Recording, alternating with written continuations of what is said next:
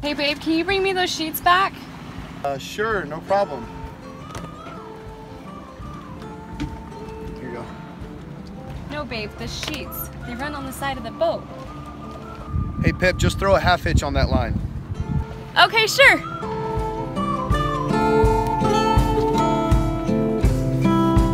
I'm Kenzie and this is Will, aka Pip and BOGO. Pack your bags and follow along as we pursue the simple life, traveling the world by foot and wind. Be sure to subscribe and welcome to the Lost Compass. I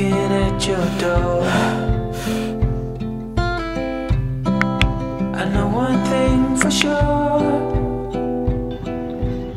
All right, some of the expectations that you had versus like the reality of when we're out here.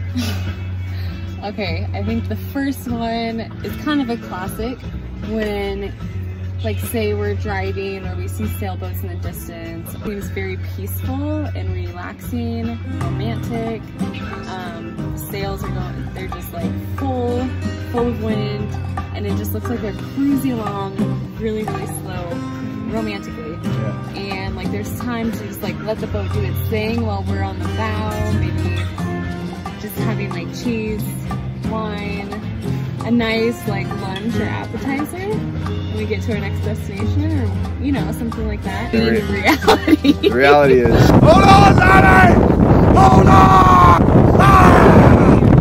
Things are a little bit more frantic probably than they look from the shore. Whether there's one or two people on board. Yeah, on the boat, especially as new sailors when you're not comfortable with things. Well, we're teaching ourselves. Yeah, and so and like you're teaching me. Yeah, I'm literally reading a book and sailing at the same time. I've done that. I'm looking at this book and like adjusting the sails, and then It's gotten us pretty far so far. Yeah, I mean, it's gotten especially us where we're at and getting us out here. I learn more every time. This has been a lot more hands-on.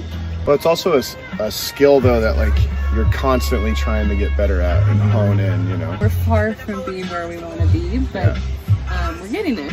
I can see the pursuit of trying to perfect your sails and the angle and the performance of the boat. I see the appeal in sailing, wanting to actually be a good sailor and not just somebody who goes out on the weekends on the boat, but actually learn how to perform in certain winds and what to do and how to maneuver the boat. Yeah. All right, what else? What else is? Let's talk about plumbing. Okay. It was the first weekend we went out. Kenzie, these boats, you were definitely more like, whether you went number 1 or number 2, you were like filling the water up. Hey babe, the toilet's full. And pumping that all into this tank, and like, Yeah, it seemed like within the first day our tank was completely full, and which, you know, now we could go, I feel like probably 3 or 4 days. Yeah. It's an overall good lesson, like whether it's using, like we have to conserve how much electricity we're using on the boat. You also have to be conscious about how much water you're actually running and stuff. It just teaches you to be more conservative, which I feel like we should do anyways, even off the boat. Yeah, cooking and refrigerator sources. So we have this cooler that it actually drops down. It's a drop down cooler. You can drop food down into it and it actually holds quite a bit. But every single time I want to make something, I have to pull all the food out in order to get to what I want and then put it back in. And so it's a lot of back and forth. So I'm going to be down in the cabin making food, and I also can't control the boat and if it's heeling over. So a lot of times I'm trying to make food and it's rolling onto the floor, or I'm like bracing everything with my whole body to make sure nothing falls over. The boat's kind of heeled over, and I hear stuff going on down in the cabin, but I just ignore it because I'm focused on sailing. You have to ignore it. Yeah, but she always... Oh, cool! That was like a dolphin fish. Dolphin. I did see that splash. That was big. Yeah. What else? I guess boat repair. You basically have to be kind of a handyman if you're not going to be paying somebody else, because you're going to be fixing plumbing, electrical. I don't know what the hell's going on down there. That water system is messed up. People are also really willing to help, which is cool. Again, as new sailors, like in the beginning, like I didn't even know what to look for. I didn't know where to look for wear and tear. We bought it like just touching the engine and making sure. Yeah, I mean, yeah, it was like basic, just like we didn't dive if something the hole. looked broken, yeah, we didn't dive the hole. But I also enjoy that about it, as well as learning how to do it on your own, because again, eventually we may be offshore somewhere and something breaks and you got to learn how to fix it. And that's part of sailing, is just overcoming and adapting and a lazy man activity. No, and it's just like, but it's also, you know, there's something cool about being self-sufficient. Whether you're self-sufficient, catching your own food or fixing the boat, or whatever it is, you know. Yeah. We got heeled over the first time going out, and I've just never experienced that.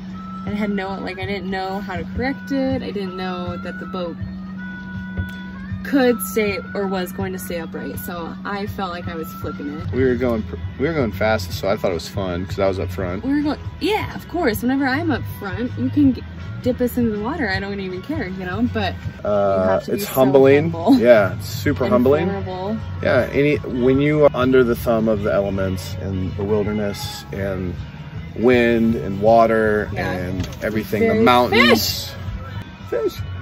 How about sleeping? Yeah, sleeping. I knew it wasn't going to be luxury. Yeah, but each boat's different, and like I'm just a little bit too tall for our boat. Like I can't.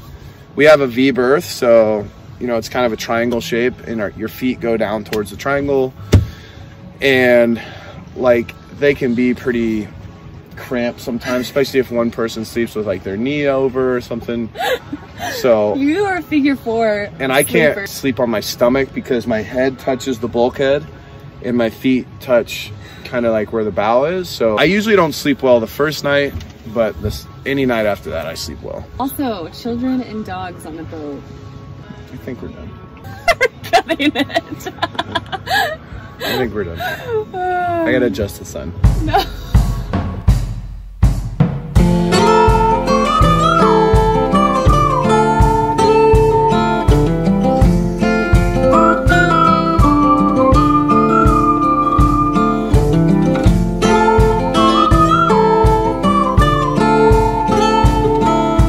What's up, everybody? Obviously the pros outweigh the cons. Yep. A lot of sarcasm and just different funny stuff in there. It's not always serious or stressful, but living on a boat partial time like we do is worth it. And we're experiencing a lot. Yep. We want to keep doing it, so if you guys like the video, give it a thumbs up. Subscribe. And make sure you subscribe, and we'll see you next time. We'll see you then. I've never been so close before.